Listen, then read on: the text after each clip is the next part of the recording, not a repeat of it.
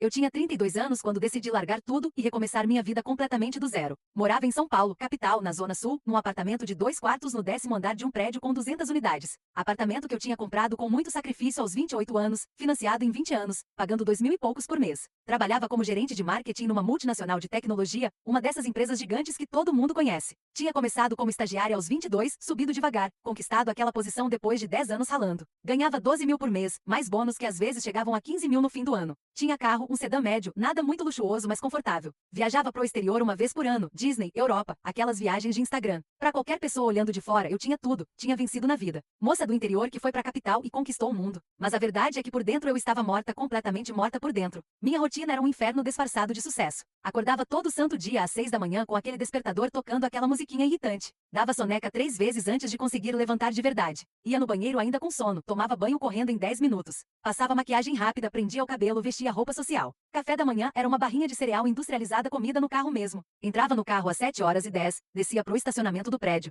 Esperava 5 minutos na fila para sair do prédio porque tinha 200 apartamentos. Pegava a avenida já engarrafada, trânsito parado desde as 7 da manhã. 2 horas, às vezes 2h30 quando chovia, para fazer 18 quilômetros. Escutava podcast, audiobook, música, qualquer coisa para não enlouquecer. Chegava no escritório entre 9 horas e 9h30, dependendo do trânsito. Já chegava cansada, estressada, com dor de cabeça. O escritório era moderno, aqueles espaços descolados com puff, mesa de sinuca, café grátis. Mas ninguém usava essas coisas. Todo mundo ficava sentado trabalhando sem parar. Eu sentava na minha mesa, 12º andar, mesa com divisória cinza. Ligava ao computador, 247 e-mails não lidos de ontem à noite e hoje de manhã. Começava a responder, priorizar, organizar. 9h30 reunião com a equipe, 45 minutos falando de métricas, PIS, conversão, engajamento. 10h30 reunião com o diretor, sendo cobrada por metas não atingidas. 11h30 mais e-mails, mais demandas urgentes. 12h30 descia para comprar marmita na rua, fila de 15 minutos, voltava correndo. Comia na mesa mesmo, 20 minutos mastigando rápido enquanto lia e-mail. Não era permitido comer na mesa, mas todo mundo fazia. 13 horas mais reuniões, apresentações, aprovações. 15 horas tentava focar num projeto, mas sempre tinha interrupções. 16 horas mais reunião, agora com cliente ter que sorrir, fingir que tudo estava ótimo. 17h30 finalmente conseguia trabalhar de verdade. Mas aí já estava cansada, a cabeça não funcionava direito. Forçava a produtividade na base do café, terceira xícara do dia. 19 horas o escritório começava a esvaziar, mas eu não podia sair. Meu chefe ainda estava lá. Se eu saísse ia pegar mal. Ficava mais 1, 2 horas, fingindo que estava produzindo. 20 horas e 30 finalmente ia embora. Trânsito de volta, mais 2 horas engarrafada. Chegava em casa 22 horas e 30. Cansada demais para cozinhar, pedia delivery, comida japonesa, pizza, hambúrguer. Comia vendo Netflix, alguma série qualquer só para desligar o cérebro. 23h30 caía na cama, checava Instagram vendo a vida perfeita dos outros. Meia-noite dormia com ajuda de remédio porque a cabeça não parava de pensar em trabalho. Acordava às 6 de novo, recomeçava tudo. Esse era meu dia, segunda a sexta, sem variação. Sábado eu acordava meio-dia porque estava exausta. Ia no mercado, comprava comida congelada pra semana. Limpava o apartamento ouvindo música alta pra tentar animar. À noite saía com amigas, ia num bar, bebia demais, reclamava da vida. Todo mundo reclamando junto, do trabalho, do chefe, do trânsito, da vida. Domingo era o pior dia, acordava com dread de segunda-feira.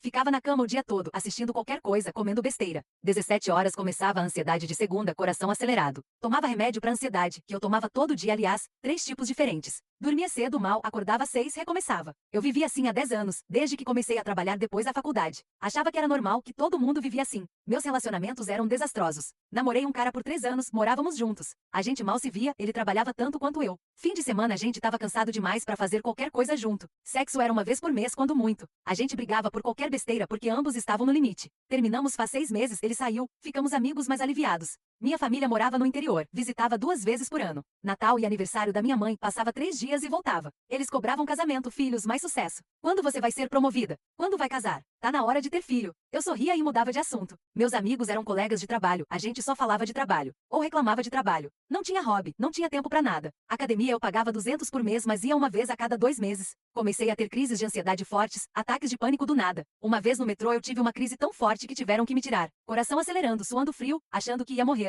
Fui no psiquiatra, ele receitou remédio mais forte. Comecei a tomar 3 tipos, um pra ansiedade, um pra dormir, um antidepressivo. Fazia terapia toda semana, R$ 400 a sessão, 1.600 por mês. A terapeuta tentava me ajudar, mas eu saía de lá e voltava pra mesma rotina. Nada mudava de verdade. Um dia, uma terça-feira qualquer, aconteceu a gota d'água. Tava numa reunião com meu chefe e a diretora, apresentando resultados da campanha que minha equipe tinha feito. Trabalhamos 3 meses nisso, fim de semana, madrugada, feriado. Os números estavam bons, mas não eram excelentes. Meu chefe me interrompeu no meio da apresentação. Isso tá péssimo, você não bateu a meta. A meta não era realista, a gente conseguiu um crescimento de... Não me interessa, meta é meta. Ele começou a me humilhar na frente de todo mundo. Sua equipe é incompetente, você não serve para esse cargo. Talvez a gente precise de alguém mais capacitado. Eu fiquei sentada ali muda, segurando para não chorar. A reunião acabou, saí, fui pro banheiro e chorei 20 minutos. Voltei pra minha mesa, terminei o expediente no automático. Saí às 20 horas, peguei o trânsito, cheguei em casa às 22h30. Sentei no chão da sala, ainda de roupa social, e caí no choro de novo. Chorei por 2 horas sem parar. Olhei ao redor, aquele apartamento que eu tinha lutado tanto pra ter. Móveis caros que eu mal usava. TV grande que eu só assistia antes de dormir. Cozinha equipada onde eu nunca cozinhava. Varanda que eu nunca sentava pra apreciar. Pra que tudo isso? Pra quê? Pra ir trabalhar 12 horas por dia sendo humilhada? Pra pagar um apartamento que é só um lugar pra dormir? Pra ganhar bem e gastar tudo em delivery e remédio?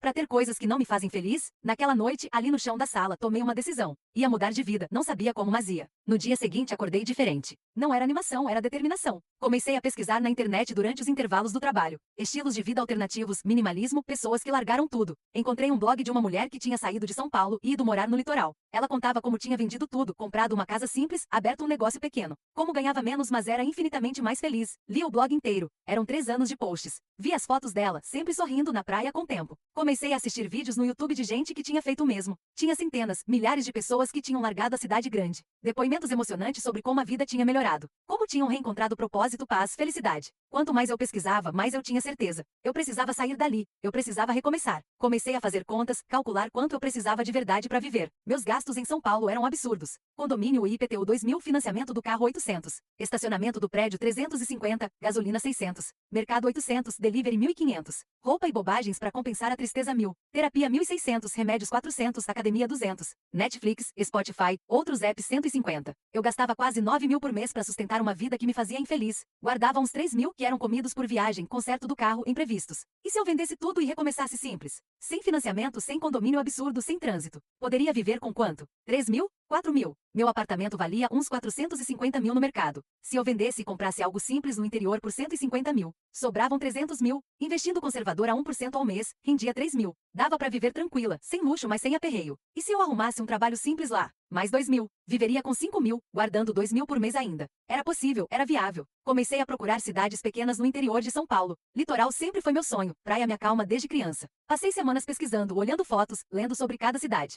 8.000 habitantes, litoral norte, praias desertas. Fui pesquisar, não tinha quase nada na internet. Alguns posts antigos, fotos amadoras, nada turístico. Parecia perfeita justamente por isso. Num sábado acordei cedo, peguei o carro, fui conhecer. Eram 230 quilômetros, 4 horas de viagem. Saí às 7 da manhã, peguei a Ayrton Senna, depois a Rio Santos. Quanto mais eu me afastava de São Paulo, mais eu me sentia leve. Vi a paisagem mudando, prédios virando árvores, cinza virando verde. Cheguei em São Sebastião do Sul às 11 da manhã. Era exatamente o que eu imaginava e melhor ainda. Rua principal de paralelepípedo, casinhas simples e coloridas. Praça central com igreja antiga, banco de praça, coreto. Algumas lojas pequenas, mercadinho, farmácia, padaria. Praticamente ninguém na rua, silêncio total. Estacionei na frente de um café que tinha na praça. Café da Cida, dizia a placa artesanal de madeira. Entrei, cheirinho de café fresco e pão na chapa. Tinha 3 mesinhas só, ninguém lá dentro. Uma senhora de uns 65 anos veio do fundo sorrindo. Oi filha, seja bem-vinda. O que vai querer? Pedi café com leite e pão na chapa. Ela trouxe, sentou comigo, começou a conversar naturalmente. Você não é daqui, né? Vim passear? Vim conhecer. Tô pensando em me mudar. Os olhos dela brilharam. Ah, que maravilha, a gente precisa de gente jovem aqui. Tá todo mundo indo embora pra cidade grande, ficando só velho. Começamos a conversar, ela se chamava Cida, era dona do café há 30 anos. Me contou da cidade, das praias, das pessoas. Como era tranquilo, seguro, todo mundo se conhecia.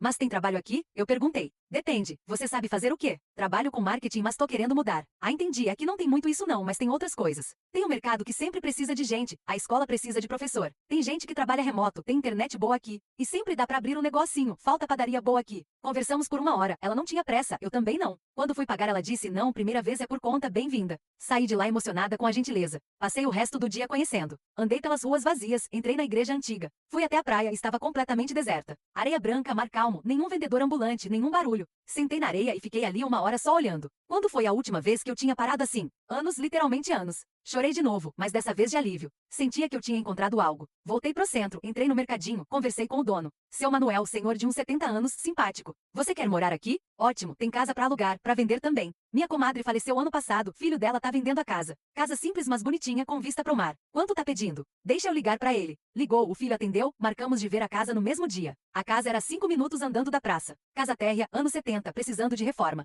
2 quartos pequenos, sala, cozinha, banheiro, quintal de 50 metros. Mas a vista era incrível. Da sala dava pra ver o mar, a 200 metros de distância. Tô vendendo por 150 mil. Minha mãe comprou essa casa há 40 anos. Em São Paulo, esse valor não comprava nenhuma vaga de garagem. Posso pensar e te respondo? Claro, sem pressa. Voltei pra São Paulo naquele dia, cheguei de noite. Mas não consegui dormir, ficava pensando naquela casa, naquela praia, naquela cidade. No domingo de manhã tomei a decisão. Ia vender tudo e ir. Segunda-feira cheguei no trabalho, pedi reunião com meu chefe. Preciso te avisar, vou pedir demissão. Ele deu risada, você tá brincando. Não, vou sair fazer algo diferente. Você é louca, vai jogar sua carreira fora? Não tô jogando nada fora, tô ganhando minha vida de volta. Ele tentou me convencer, ofereceu promoção, aumento. Mas eu já tinha decidido, nada ia me fazer mudar de ideia. Dei 30 dias de aviso, trabalhei um mês normalmente. Contei pras minhas amigas, elas acharam romântico, mas também loucura. Você vai se arrepender, vai morrer de tédio, e se não der certo? Minha família reagiu pior ainda. Liguei pros meus pais, contei. Meu pai ficou bravo, você estudou tanto pra jogar tudo fora? Não tô jogando nada, tô mudando de rumo. Isso é loucura de quem tem dinheiro e não sabe o valor. Eu sei o valor, por isso tô fazendo.